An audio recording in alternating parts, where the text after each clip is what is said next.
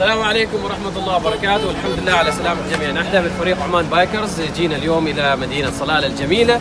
طبعا كانت رحلتنا من مسقط إلى صلالة عن طريق أو برعاية شركة مواصلات ما قصر.